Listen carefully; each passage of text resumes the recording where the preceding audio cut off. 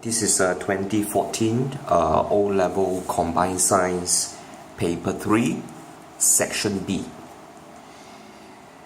Question 8a. Sodium oxide is classified as basic oxide and carbon dioxide is classified as an acidic oxide. Name two other types of oxide. So remember this one, the types of oxide, there are actually four types of oxide. So if you can refer to your acid-bases mind map, okay, these are the four types of oxide: acidic oxide, basic oxide, amphoteric oxide, and neutral oxide. Then of course you have to be aware of the chemical properties of the four types of oxide. So for example, acidic oxide reacts with alkalis or bases to form salt and water. Then basic oxide reacts with acids to form salt and water. Then amphoteric will be with both acid and bases to form salt and water. Neutral oxide, no reaction with either acid or bases. But in this question, all you need to do is just to name the other two types of oxide, which is amphoteric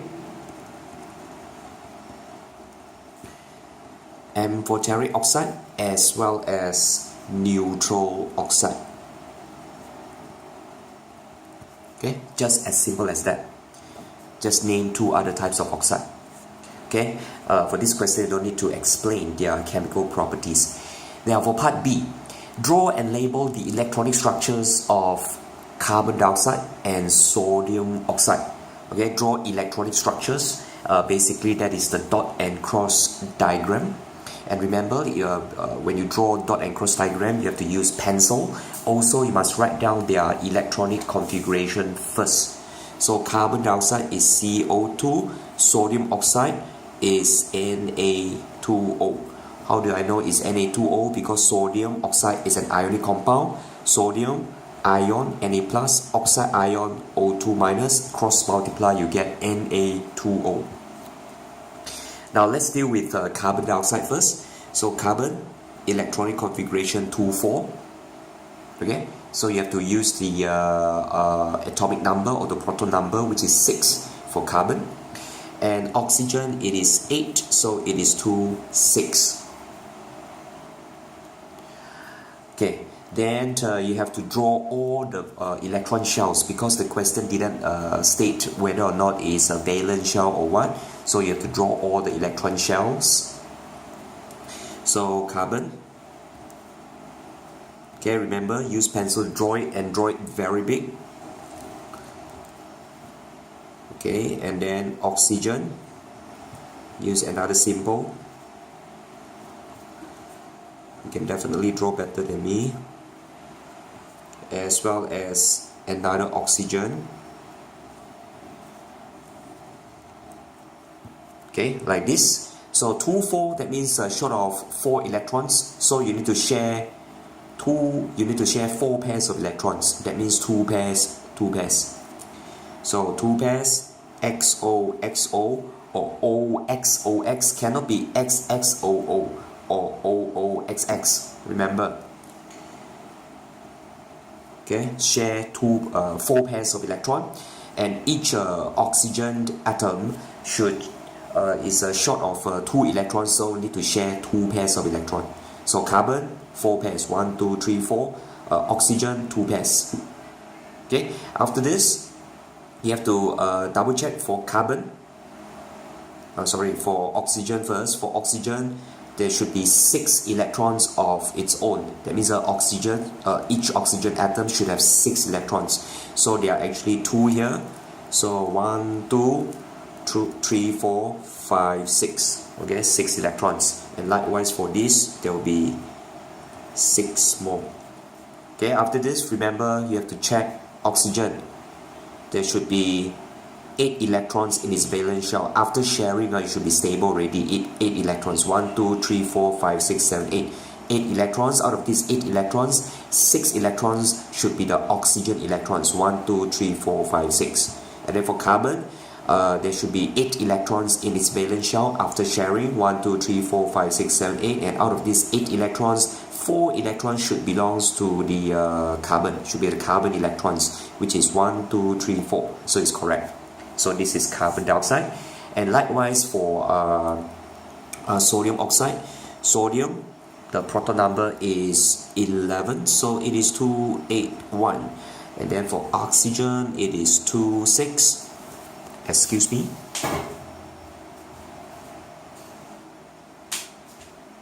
Okay, shift my fan because it's a bit hot here. Okay, so this electron need to be lost to the oxygen atom. So oxygen would there will be this electron needs to be lost to the oxygen, and oxygen atom needs 2 electrons, so you need 2 sodium atom. 2 sodium atom lost 2 electrons to the oxygen atom, then the oxygen atom would have electronic configuration of 2 8. Okay, so when you draw the dot and cross diagram, you have to draw the dot and cross diagram after the sodium atom has lost this electron, this valence electron. So sodium would be 2 8 after it lost the valence electron. Okay, 2 8, and after you lost 1 electron, the charge, it will become an ion, and the charge will be positive. Lost 1 electron, positive charge, and there should be 2 sodium ion. And then for oxygen, it should gain 2 electrons. So gain 2 electrons become 2 8. So 1 2 3 4 5 6 7 8. These 2 electrons are the sodium electrons, so it must be crosses. And then gain 2 electrons will become oxide ion with a charge of 2 minus. So that's it. It's about sodium oxide as well as carbon dioxide. Alright, simple enough. Okay, the part 2. Use these structures to explain why at room temperature and pressure sodium oxide is a solid. Solid, that means it has high. Solid means high boiling and melting point. That one is solid. And gas means low boiling or melting point. So basically this question is asking you why sodium oxide has high boiling and melting point, why carbon dioxide has low boiling and melting point. Alright, that means why ionic compound has high boiling and melting point. So all you need to do for sodium oxide, okay, I'm just going to write down in point form. Remember, when you explain sodium oxide ionic compound, you cannot use atoms or particles or whatever. You have to use the word ions. And the structure, what is the structure of sodium oxide of an ionic compound? The structure is called giant lattice structure. So you must have ions, you must have giant lattice structure. Okay, so sodium oxide consists of what?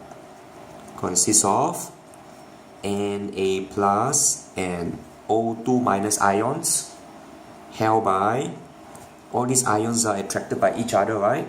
They are held by what? Held by strong electrostatic attraction forces in a giant lattice structure. Okay? And because of that, a lot of energy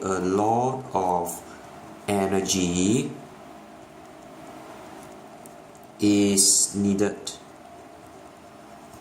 to overcome the forces. Not break the forces, it's overcome the forces. Okay? Hence solid at room temperature and pressure. Okay, just going to write down in point form, in short form. Okay, that would be sodium oxide. Now for carbon dioxide is the opposite. Okay, in point form again. So carbon dioxide consists of, instead of saying consists of Na plus and O minus, consists of simple molecules. Okay, it is a simple molecular structure. The structure is simple molecular structure, so you can just say consists of simple molecules. held by weak intermolecular attraction forces. So little energy is needed to overcome the forces. Hence, gas at room temperature and pressure. It's very similar. So basically it says solid or gas. It's trying to ask you solid, that means a high boiling and melting point. Gas, low boiling and melting point. So that means it's just straight out from the textbook. Why ionic compound has high boiling and melting point? Why covalent compound or simple molecules have low boiling and melting point? It's the same thing. So this question, this 4 marks, is very simple. 1 mark here, 1 mark for each point. 1, 2, 3, 4, 4 marks. Remember, I don't use words like atoms or mole or particles. Must be ions. Ionic compound must be ions. And then carbon dioxide is a simple molecule, right? So simple molecules. Must use the words molecules. Another thing is overcome the forces, not break the bond or break the forces. Cannot overcome the forces.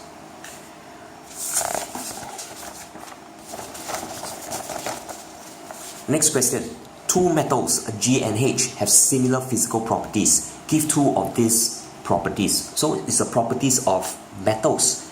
There are many properties of metals. You can say conductor of electricity. You can also say high melting point, or solid at room temperature and pressure. You can also say the ductile and malleable. What is ductile? Ductile means can be made into thin wire. Malleable means can be made into thin sheets. Okay, malleable or ductile. So there are many answers for this question. So 2 marks, 1 property, each property there will be 1 mark each. Okay, explain why metal H reacts faster with water when the water is hot, when the metal is powdered. See, when the water is hot, when the metal is powdered. So this question reacts fast. That means speed of reaction. How come the speed of reaction is very fast when high temperature? Why the speed of reaction is very fast when powdered form? That means a small particle size. So this one is high temperature. Why high temperature? Faster speed of reaction. Why small particle size? Faster speed of reaction.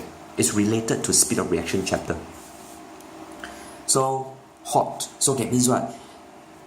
So at high temperature, hot means high temperature. At high temperature, what happened? Write down in point form. So this one is similar to this. Speed of reaction.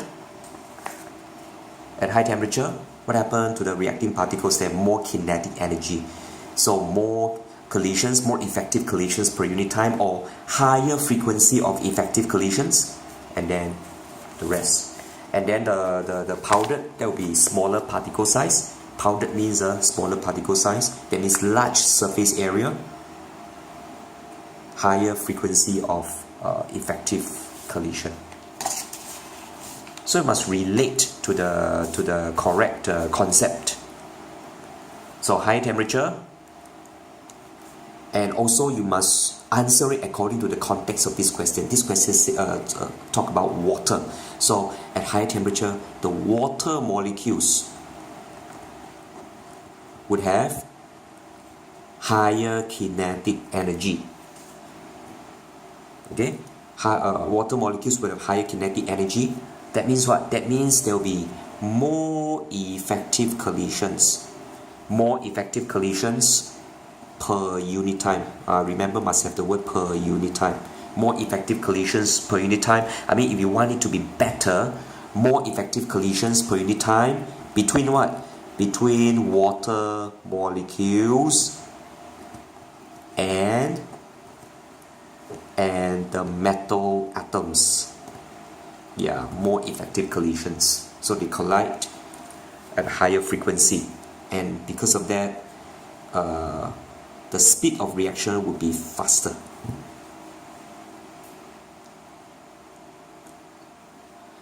Then how about the metal is powdered? So powdered means, so the first thing is powdered means smaller particle size lah. Powdered means smaller particle size. Smaller particle size means what? So again, I'm just going to write down in point form. Smaller particle size means more surface area. More surface area for water molecules to collide with. Okay, more surface area for the water molecules to collide with, and then because of that, there'll be more effective collision per unit time, and then the speed of reaction will be faster. Okay, so again, it's making use of the all the points here in the context of the question. Making use with the points here, making use of the points here in the context of the question, and the context of the question is water molecules and the metal. So 4 marks. 1, 2, 3, 4. Explain why metal G will not react with water no matter how hot the water is, or how finely powdered the metal. So the only reason to explain why metal G behave in such a way, no reaction with water, hot water also no reaction, finely powdered also no reaction, is metal G is unreactive. So you can say metal G is unreactive. Okay, you can also say metal G is very low in the reactivity series. Now, also explain why more energy is needed to extract metal H from its compound than is needed to extract metal G. Now, so this one, it's about how do you extract a metal from its compound. So from here, you can see that metal G very difficult to extract. That means it's more reactive lah, because more reactive metal, they form a more stable compound. When they form a more stable compound, the bond will be stronger. So again, I'm going to answer it in point form. So from here, very difficult to extract metal H compared to metal G. That means you have to compare H and G. Which one is more reactive? H more reactive than G. H more reactive than G, right? Then that means what? That means metal H form a more stable compound. Form stable compound.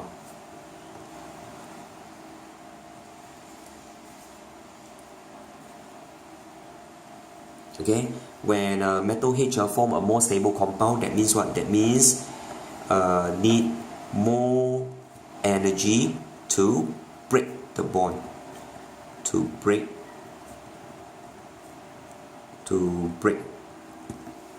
the bond. Yeah. Okay. Now suggest possible identities for metals G and H. So G doesn't react with water. Hot water also doesn't react. So G would be what? No reaction with hot water. So you have to look at your reactivity series. I mean, the best would be copper. Copper, no reaction with hot water. But you cannot say Cu. You have to say G is a copper. Okay, possible identities. It's better to use the name, the identity. And the H would be calcium. Okay, because it reacts with water. Reacts very fast with the water when the water is hot. Yeah. So that would be calcium. It didn't say explosively. If it is explosively or vigorously, there will be sodium or potassium. For magnesium, if you look at magnesium, the reaction between magnesium and water is very, very slow. Yeah, so the best would be calcium. Alright, number 10. Define the term relative atomic mass. So this one is right out from the mind map or from the textbook. So relative atomic mass is the average mass of an atom, average mass of an atom. You can say an atom of an element also can, compared to 1/12 of the mass of a carbon-12 atom. Now some of you say 1/12 mass, 1/12 mass of a carbon-12 atom, 1/12 of the mass of a carbon-12 atom. So this sequence of words is very important. Yeah. Okay, so 2 marks. It must be some of these keywords. Maybe 1/12 is 1 mark, and then carbon-12 atom is another mark. So this one we will never know. Okay, not all the atoms, all of the atoms of nitrogen are identical. All nitrogen atoms have the same chemical properties, but they have different masses. So this one is a hint to you that it's talking about isotope of nitrogen. What name is given to different atoms of the same element? Different atoms of the same element, that is isotope. For example, in your textbook you have chlorine 35 and chlorine 37. See, both of them are chlorine. Both of them are the same element, chlorine. But then the masses are different. This is a mass number, 35 and 37. Okay? So try to relate to whatever that you have studied. Explain why different atoms of nitrogen can have different masses but have the same chemical properties. Now first of all, different masses, the mass of an atom depends on what? That means the mass number. A mass number is what? Mass number is basically the number of proton plus the number of neutron, correct? And then the chemical properties of an atom depends on what? Depends on the number of valence electron. Number of valence electron. Yeah, so how come they have different masses? These two, how come they have different masses? Is it a different number of protons or different number of neutrons? Both of these, the number of protons are the same. The proton number for chlorine, what is it? Proton number for chlorine is actually 17. So both of them, they have 17 proton. It's the number of neutron that is different. Yeah, so you can say that they have different masses. Why? They have different masses because they have different masses due to their differences. Because of the difference in the number of neutron. Not neutron number. There is no such thing as neutron number. It's the number of neutron. There is proton number but no neutron number.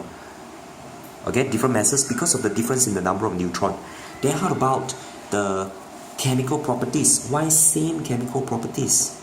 Same chemical properties, and because they have the same number of valence electron.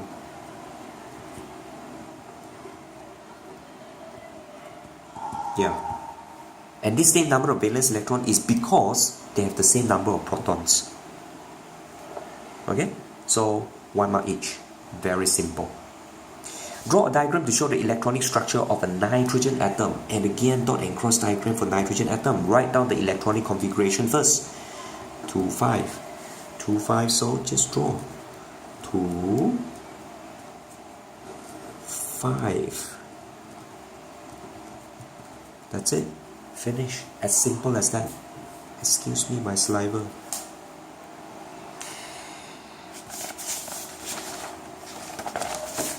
Okay, let's look at the last part. The last part is basically the mole concept question. Nitrogen combines with hydrogen to form ammonia. calculate the mass of ammonia that can be formed from 56 grams of nitrogen. Now, as I mentioned, most of the question can be solved using mole concept. So the first thing you should look at is the mole concept. Mole ratio, sorry. Mole ratio. Mole ratio between what? Between the chemicals mentioned in the question. Calculate the mass of ammonia. So ammonia is NH3. And nitrogen is N2. So just look at these two. Okay, ammonia and nitrogen. Okay, nitrogen, ammonia. What is the mole ratio? The first row must be from the chemical equation. What is the mole ratio? 1:2. 1 mole, 2 mole. Then, how about here? The second row, you have to calculate from the information given in the question. 56 grams of nitrogen is how many mole? All this mole ratio, everything must be molar. This one is in mass. So 56 grams, what would be the mole? So try to recall the triangle. Mass, mole, and the MR or the AR. So you want to find the number of mole, right? It's the mass divided by the MR. So the number of mole is mass, which is 56, divided by the MR. What is the MR for nitrogen? Is the AR for nitrogen times 2. AR for nitrogen is 14. 14 times 2, that will be 56 divided by 28. That will be 2 mole. Now you have to show this working. Must show this working. Cannot use your calculator. And punch, then get the answer, then straight away write down. Cannot. You have to show the working. So it's 2 mole. So nitrogen is 2 mole, right? Mole of nitrogen, 2 mole. So now is 2 mole. This one would be how much? 1 mole is to 2 mole. 2 mole would be to 4 mole. That means 4 mole of ammonia can be formed. So you have to find out the mass. What is the mass? The mass is mole times the MR. So the mass of ammonia is the mole, which is 4, times the MR. What is the MR for ammonia? MR for ammonia is 14 plus 3. And then that's it. That's the answer. And the answer is 68 grams. Okay? Calculate the volume that this mass of ammonia has at room temperature and pressure. You have to calculate the volume. Ammonia is a gas. Now, what do you know about the volume? Volume, this one is a volume of a gas. So volume is number of mole times 24 dm cube. So the volume is NH3 is the number of mole. How many mole? 4 mole. We calculated here, it is 4 mole times 24 dm cube. And that would give you 96 dm cube. Finish. Okay, must show the working. You see, 2 marks. 1 mark for the working, 1 mark for the final answer. Okay, try to draw this triangle so that you don't get confused, so that you don't make any careless mistake. You can see very clearly how to do this question. Alright, with that, ladies and gentlemen, that is 2014 Combined Science O-Level paper, paper 3, section B. Bye-bye.